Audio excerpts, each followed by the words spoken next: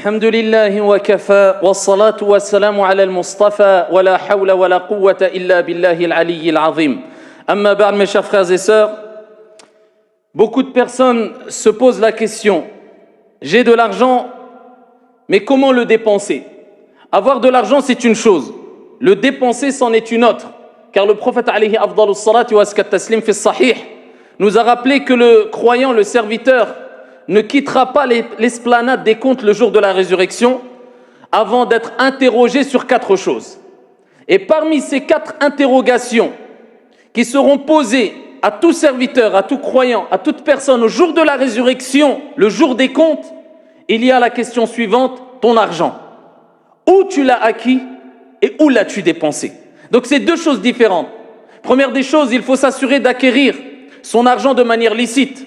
C'est la moindre des choses, car le prophète alayhi salatu wassalam nous dit que Allah tabaraka wa ta'ala tayyibun la yaqbalu illa tayyiba. Allah est bon et il n'accepte que ce qui est bon. Donc ce que tu vas dépenser, eh bien si tu veux le dépenser en vue de satisfaire ton Seigneur tabaraka wa ta'ala, tu te dois de t'assurer que cet argent est pur et bon.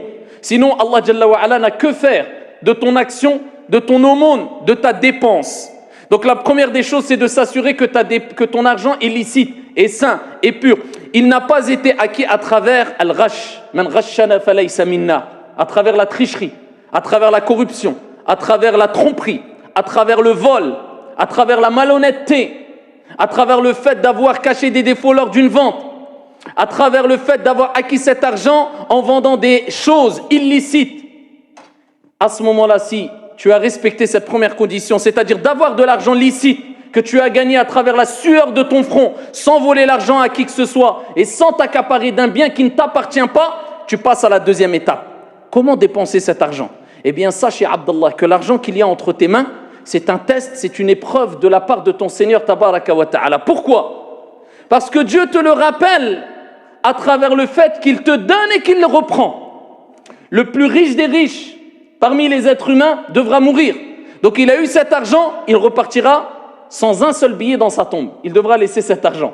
Preuve en est que c'est un test. Dieu te le donne et Dieu te le reprendra. Tu l'as entre les mains aujourd'hui, demain tu ne l'auras pas. Même si tu es riche, que tu sois croyant ou non, dans tous les cas tu devras mourir et tu rapporteras pas ou emporteras pas des billets avec toi dans la tombe. Et même si tu le faisais, Abdallah, il suffirait de quelques jours ou quelques mois, eh bien pour que ces billets se désintègrent avec la terre, comme ton corps. Al-mal, malullah, l'argent, c'est l'argent de Dieu. Et c'est pour ça qu'à plusieurs reprises, Allah Jalla wa ala dit dans le Coran: wa anfiqu mimma razaqnakum, et dépensez de ce que nous vous avons octroyé, ce que nous vous avons donné. Donc l'argent que tu as entre les mains, du moins en tant que croyant, nous avons cette croyance, nous reconnaissons que c'est l'argent, c'est un bienfait, eh bien venant de notre Seigneur. Et à travers ce bienfait, Dieu nous éprouve, voir est-ce que tu vas lui obéir ou pas. Est-ce que tu vas utiliser cet argent d'une bonne manière ou pas. Est-ce que tu vas le dépenser pour satisfaire ton Seigneur tabaraka wa ta'ala ou pas, sachant que dans le hadith rapporté par Al-Bukhari wa Muslim, le prophète alayhi salatu wassalam nous dit: il n'y a pas un jour sans qu'Allah jalla wa ala envoie malakan, 2 anges, tous les jours. Allah envoie 2 anges et ils invoquent en ta faveur ou contre toi. Et ils disent en la faveur ou pour celui qui a dépensé dans cette journée-là. Ce n'est pas une fois par mois, ce n'est pas une fois par an. Et là, je ne parle pas de l'impôt obligatoire dans l'islam, az-zakah, qui est obligatoire, l'aumône légale, qui est de 2,5%, qui doit être retiré de ta somme amassée tout au long de l'année, à partir du moment où tu as franchi le nisab, le seuil minimum imposable, qui correspond à 85 grammes d'or, et pour d'autres, on pris comme référence l'argent. Je ne parle pas de cet impôt obligatoire. Je parle des œuvres surérogatoires et entre autres, des aumônes surérogatoires. Chaque jour, Allah envoie 2 anges. Et il y en a un qui dit: Ya Allah, il fait dua, malak, yad'u lak. Il invoque pour toi, pas contre toi. Il dit: Ya Allah, accorde à toute personne ou à celui qui a dépensé une récompense ou une compensation. Khalafan.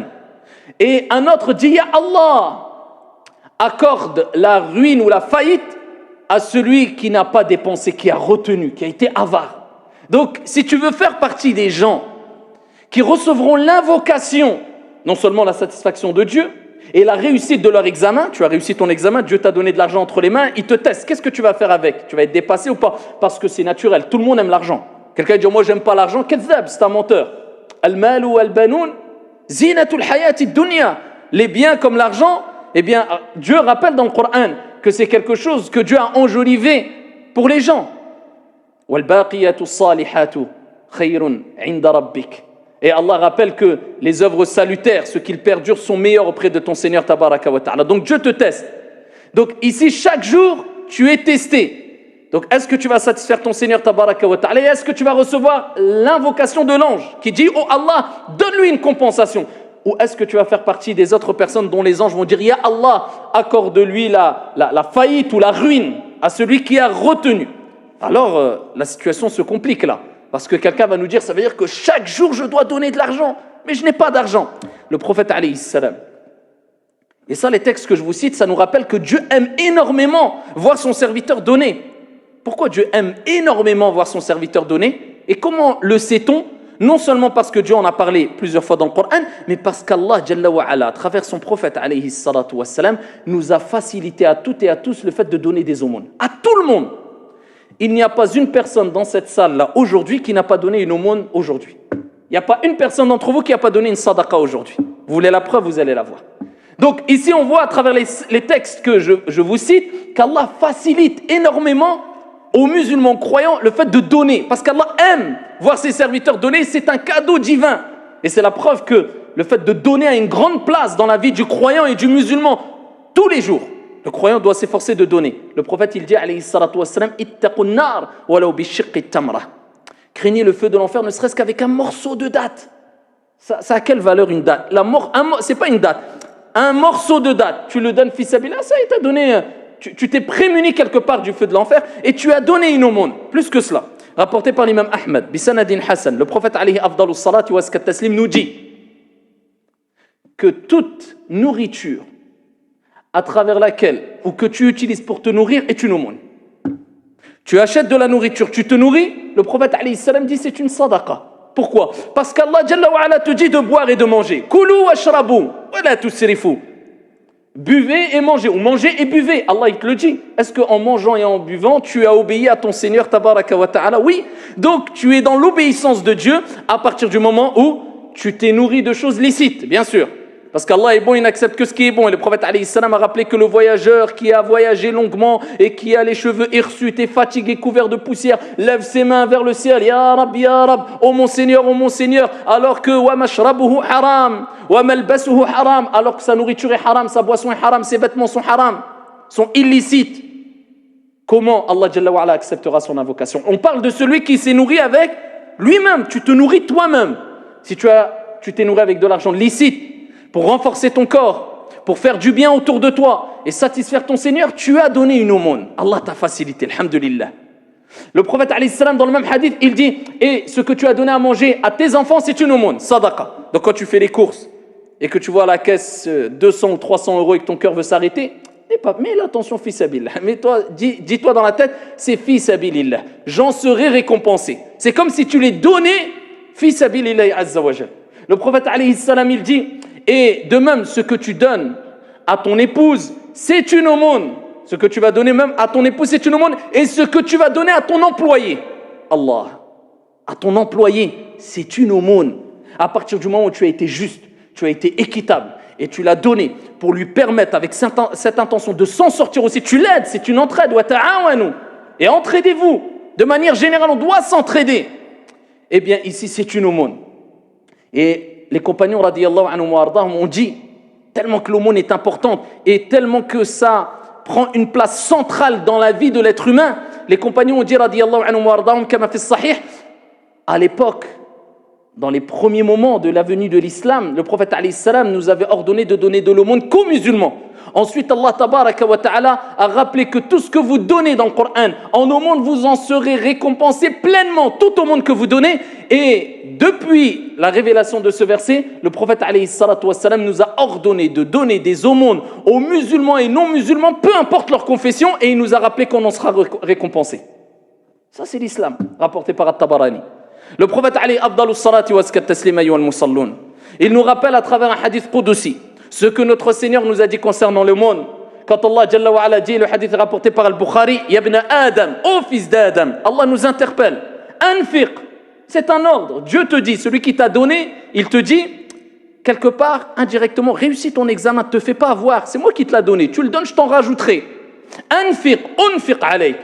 Dépense et je dépenserai pour toi. Donc on a compris que on doit dépenser son argent pour notre famille, pour faire du bien, pour, si minime soit-il cette somme, mais il faut vivre avec cette vision-là qui est je dois donner, je dois partager, je dois faire profiter les gens, car cet argent-là est une épreuve et plus je donnerai, et plus Allah Azza wa Jal fera accroître mes bienfaits et mon argent.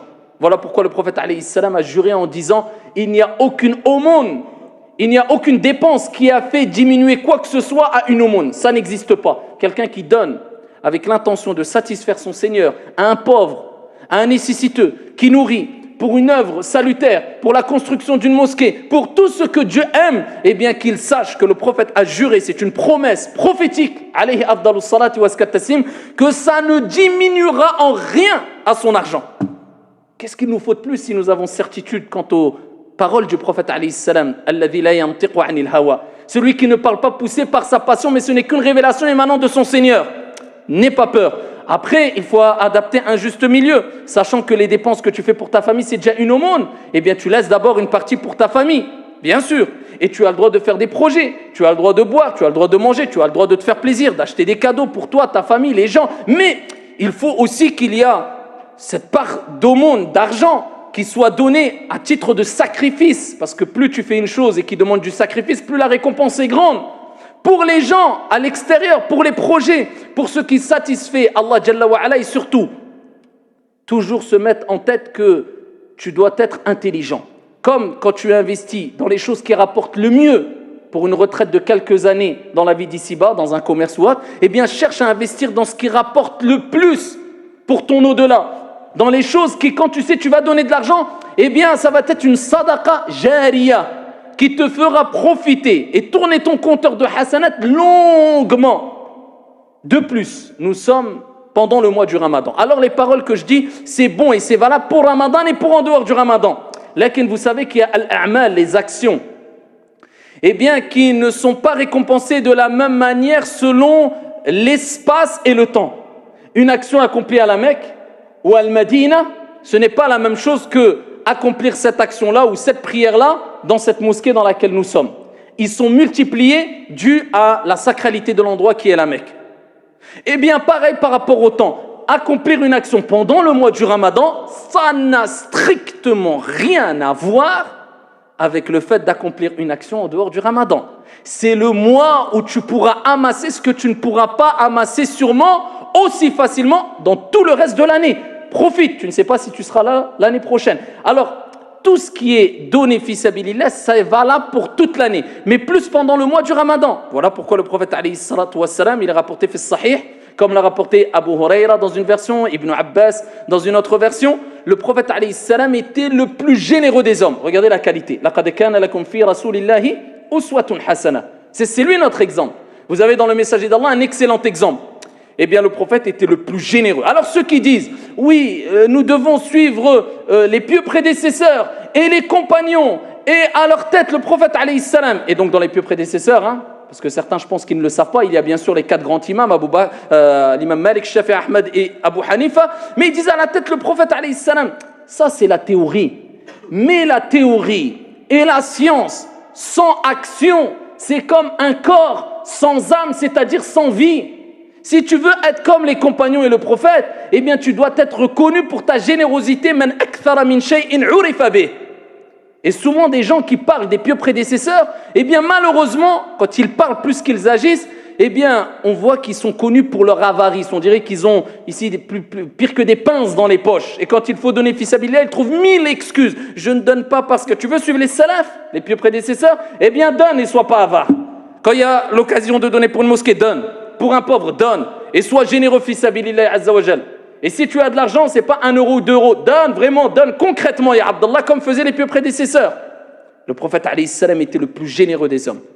Et il dit Ibn Abbas, et il était encore plus. Alors, Quel degré a dû atteindre la générosité du prophète alayhi salam pendant Ramadan. Il dit, il l'était encore plus pendant le mois du Ramadan. Le mois du Ramadan, si tu veux, ya Abdallah, c'est le mois du jeûne, du Coran et des sadaqas. Si tu as réuni ça pendant Ramadan, tu as tout réuni. Tu jeûnes, tu préserves ton jeûne, tu préserves ta lecture du Coran, Shahru Ramadan alladhi unzila fihi al-Qur'an, ton Coran et les aumônes. Tu as réussi ton mois du Ramadan. Maintenant, à toi de les gérer. Quelle portion de lecture je vais lire, combien je vais donner fi sabilillah et comment je vais préserver mon jeûne à travers le fait de ne pas médire, mentir, etc. C'est ça Ramadan. C'est le jeûne, c'est le Coran et c'est les aumônes. Et là, tu auras un Ramadan ici réussi bi'idhnillahi tabaraka wa ta'ala. Ayyuhal musalloun. Parmi les bienfaits des aumônes, et je pourrais en citer d'énormes bienfaits et longuement, mais je vais récapituler brièvement pour vous montrer l'importance de vivre avec des aumônes. Ça va t'aider tout au long de ta vie. Tout au long de ta vie. Quand tu donnes, sache que ça apporte des résultats ici-bas, avant l'au-delà, énormes. Alors l'au-delà, j'en parle même pas. En tout cas, j'en parlerai dans quelques instants. Ici-bas, le prophète alayhi salam fait sahih, il dit « Daou mardakum bis sadaqa » Combien de gens se plaignent parce qu'ils sont malades, ils sont fatigués, leur père est malade, leur mère est malade, touchés d'un cancer, d'une maladie de... Le prophète alayhi salam, bien sûr, tu dois avoir recours aux remèdes apportés par al-mutakhassisun, les experts en la matière, les médecins, les hôpitaux, on n'est pas une secte à se dire non, on côtoie plus de médecins, plus non, on va voir le médecin, etc. Mais parmi les remèdes spirituels très efficaces, car ça vient du prophète alayhi salatu wassalam, on y croit fermement sans l'once d'un doute. Le prophète alayhi salam dit guérissez vos malades par l'aumône. C'est-à-dire quand tu vois que tu es malade ou quelqu'un est malade, tu donnes une aumône fi sabilillahi azza wa jal pour satisfaire ton Seigneur tabaraka wa ta'ala par obéissance à Allah azza wa jal et tu vas prouver que tu as une certitude en Dieu parce que le prophète alayhi salam a eu cette révélation venant de Dieu et tu mets l'intention pour que ton père ou toi ou ta sœur ou ta mère elle guérisse. Donc certains, beaucoup maintenant aujourd'hui, ils donnent des aumônes et ils disent Allah hafdak, prends cette aumône, cette sadaqa et demande à l'imam de faire dua pour moi. Allahu a'lam, peut-être Rubbama, je vais faire 10 du'a pour toi. Ça ne sera pas accepté, peut-être que Allah n'accepte pas mes du'a. Peut-être toi, ta du'a est acceptée. Si tu veux, ya Abdallah, des moyens les plus efficaces, c'est donner des aumônes en mettant l'intention ici d'un résultat que tu attends. Et particulièrement pour les malades. Tu dis, ya Rab, je donne cette aumône, fi sabilillah, en espérant la guérison pour Foulan. Et tu la donnes fi sabilillah. C'est une des causes de guérison que beaucoup négligent malheureusement. Donc ça c'est la vertu de as-sadaqa, peu importe où tu la donnes l'aumône. De plus, pour ton au-delà, le prophète alayhi afdalu salati wa askat taslim, il nous dit kama fi sahih que l'aumône as-sadaqa, elle éteint la chaleur dans al-qubur, dans les tombes. Pour celui qui est décédé ou pour toi quand tu décéderas. Si tu donnes des aumônes, sache que ça sera une cause par laquelle Allah Jalla wa Ala va éteindre la chaleur des tombes et en faire bi'idnillah un jardin parmi les jardins du paradis. Les aumônes, as-sadaqa, tu mets l'intention pour ton père, ta mère qui est décédée, ton oncle, ta tante, un ami, un frère. C'est ça les vrais amis, hein. C'est pas celui qui parle de toi, il t'a oublié au bout d'une semaine quand tu es mort. C'est celui, wallah, même 10 ans après ta mort, il est encore vivant, il fait sujoud, il fait dua pour toi dans ta tombe. Ah, mais les faux amis qui s'aiment pour satisfaire ici leur passion, ou bien pour faire mal à d'autres personnes, ou pour des choses éphémères, ou basées sur al-batil, le faux. Tu crois que cette personne-là va penser à toi quand tu seras mort au bout de 2 semaines? Faut pas rêver. C'est comme ça que tu penses aux gens. Pense à Foulan, donne une aumône, afin qu'Allah Jalla wa Ala, eh bien, ici apaise ses souffrances. Si Allah Jalla wa Ala décidait qu'il souffrirait normalement dans la tombe, mais dans tous les cas, c'est un bienfait pour sa tombe. Au jour de la résurrection, le prophète alayhi salam, kama fi sahih, il rappelle que les gens, il y a des gens au jour de la résurrection, le soleil sera au-dessus des têtes, ils seront protégés du nombre. Ça sera quoi? Leur aumône. Allah Jalla wa Ala va faire que leur aumône, les sadaqas qu'ils donnaient, eh bien, ça sera une ombre. Et cette ombre, elle restera jusqu'à ce qu'Allah juge entre les gens, jusqu'au moment du jugement. Donc toi, tu vas être, alhamdoulilah, imagine-toi, les gens, ils sont en train de souffrir, le soleil au-dessus des têtes, dans des situations très difficiles, et toi, tu es ombragé par une ombre. C'est quoi cette ombre? As-sadaqa. C'est ton aumône. Allah Azza wa Jalla l'a pas oublié quand toi tu l'as oublié. Tel jour, tu as investi dans quelque chose de manière très intelligente. Ça a tellement tourné, ça a tellement fait fructifier tes aumônes, eh bien que cette aumône va venir représentée par une ombre très large et qui va t'ombrager et qui va apaiser tes souffrances ce jour-là. Jusqu'à ce qu'Allah, Jalla wa Ala, juge entre les gens. Nous sommes pendant Ramadan et vous savez que le prophète alayhi salam a dit au jour de la résurrection, des gens seront appelés par Babur Rayyan, la porte de Rayyan. C'était ceux qui jeûnaient et qui avaient l'habitude de jeûner souvent aussi. Et il y a une autre porte, parmi les portes du paradis, qui est appelée Babur Sadaqa. Il y a des gens, ils seront appelés Fulan ibn Fulan, Udkhul min hadha al-bab, Babur Sadaqa, par cette porte-là. Pourquoi ? Parce qu'il était, ou il faisait partie des gens qui donnaient beaucoup. Dès qu'il y avait l'occasion, il recherchait. Ah, je peux investir là, je donne. Je peux investir là, je donne. Intelligemment, de manière équitable, juste, sans exagération, sans laxisme. Eh bien, ceux-là seront appelés par cette porte, la porte de l'aumône. Babu sadaqa, au jour de la résurrection, pour rentrer au paradis. Quel honneur, Allahumma ja'alna minhum. Et ça, c'est des gens qui ont réussi à passer l'examen que Dieu leur a donné à travers ses biens. Sufyan al-Thawri, rahimahullah ta'ala, quand il voyait quelqu'un qui venait demander de l'aide, quelqu'un qui demande de l'argent, ça c'est une grande leçon et je terminerai avec ça, apprendre. Quelqu'un venait demander de l'argent, de l'aide, eh bien Sufyan al-Thawri, alors que d'autres disent, quand ils voient quelqu'un qui leur demande de l'aide, oh encore lui, oh encore il va nous demander, oh toujours des aumônes, oh toujours sadaqa. Sufyan al-Thawri, dès qu'il voyait quelqu'un qui demandait de l'aide, il disait marhaban, bienvenue à celui qui va laver mes péchés. Bienvenue à celui qui va laver mes péchés. Il savait que c'était un cadeau de Dieu. Dieu lui a donné une opportunité de se rapprocher de lui, de donner des aumônes, afin de se purifier et afin d'être récompensé par celui qui aime les aumônes et qui a rappelé à travers son prophète alayhi salam que parmi les meilleures des actions, c'est le fait de donner des aumônes et particulièrement le fait de nourrir les pauvres ou d'abreuver les gens. Eh bien, il disait marhaban, bienvenue à celui qui va laver mes péchés le jour où les gens ne se rendent pas compte que d'adorer Dieu, que de dépenser, que de voir que des gens te demandent de l'argent, il te facilite le fait de te rapprocher de Dieu. Quand les gens ne prennent pas conscience de ça, ils prennent cela comme une corvée plutôt qu'une adoration. Eh bien, d'autres personnes disaient alhamdoulilah, j'ai l'occasion ici de profiter parce que les bienfaits que Dieu t'a mis entre les mains aujourd'hui. Et ici, il faut savoir qu'ils ne seront pas éternels et que peut-être demain, tu ne les auras plus. Ces bienfaits qui te permettent de te rapprocher de Dieu. Tu peux donner pour une mosquée, tu peux donner pour un pauvre, tu peux donner pour peu importe. Tu peux être bénéfique, tu peux assister ton frère, aider la communauté. Peut-être aujourd'hui, tu peux le faire. Mais peut-être demain, tu ne pourras pas le faire et tu voudras le faire. Et c'est comme si Dieu te dira indirectement trop tard. Tu as eu l'occasion, tu n'as pas voulu, tu as pris ça comme une corvée, tu ne l'as pas mérité. Maintenant, tu ne l'auras pas et tu peux toujours courir pour l'avoir. Et voilà pourquoi Allah dit dans le Coran al-Karim qu'il y a des gens qui diront au jour de la résurrection « An taqula nafsun ya hasrata ala ma farrattu fi jambillah » Des gens diront au jour de la résurrection. L'âme dira « An taqula nafsun » parce que c'est ton âme qui s'exprimera. « Malheur à moi pour les manquements, les négligences que j'ai eues envers mon Seigneur tabaraka wa ta'ala, alors que je pouvais faire le bien. Malheur à moi, ils regretteront. Pendant que tu peux faire le bien, profite ya Abdallah. Les heures sont très limitées, les heures de ta vie. Les jours de ta vie sont très très limités, plus que tu ne penses. Peut-être que Dieu a décrété que tu mourras ce soir. Profite au meilleur et de la meilleure des manières de tous les bienfaits que Dieu t'a donnés, surtout les bienfaits qui te permettent de te rapprocher de ton Seigneur tabaraka wa ta'ala. Et pour terminer, n'oublie pas, ayyuhal akhyar, que le prophète alayhi salam nous a rappelé qu'il est encore très simple de gagner beaucoup de récompenses, particulièrement pendant le ramadan à travers des aumônes. Le fait simplement de nourrir un jeûneur, tu as la récompense de tout son jeûne, sans que cela ne diminue en rien à la récompense de son jeûne. Et même celui qui n'a pas les capacités, le prophète alayhi salam a dit, même si c'est avec une date ou quelques dates. Donc Allah il te facilite, profite ya Abdallah, et on implore Allah Azza wa Jal de faire de nous des personnes qui vont réussir à passer ce mois du Ramadan, alors que ici nous nous sommes rapprochés de notre Seigneur Tabaraka wa Ta'ala à travers des actions salutaires et à travers le fait que nous avons réformé nos âmes instigatrices au mal pour être encore meilleurs et plus bénéfiques auprès de Dieu et pour les gens autour de nous. هذا وصلوا وسلموا رحمكم الله